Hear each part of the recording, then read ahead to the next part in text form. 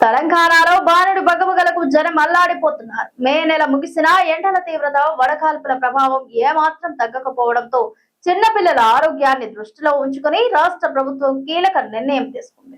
అంగన్వాడీ కేంద్రాలకు వేసవి సెలవులను జూన్ 13 వరకు పొడిగిస్తూ మహిళా శిశు సంక్షేమ శాఖ ఉత్తర్వులు జారీ చేసింది. జూన్ 14 ఆదివారం కావడంతో జూన్ 15వ తేదీ నుండి ఈ కేంద్రాలు తిరిగి యథావిధిగా పనిచేయడం ప్రారంభిస్తాయి.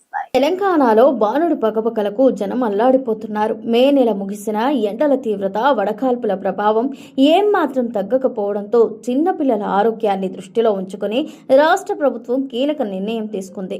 అంగన్వాడీ కేంద్రాలకు వేసవి సెలవులను జూన్ 13 వరకు పొడిగిస్తూ మహిళా శిశు సంక్షేమ శాఖ ఉత్తర్వులు జారీ చేసింది.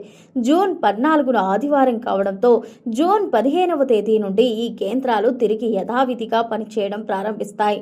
నిజానికి ముందస్తు ప్రణాళిక ప్రకారం జూన్ 2వ తేదీ నుంచే అంగన్వాడీలను పునఃప్రారంభించాలని ప్రభుత్వం భావించింది.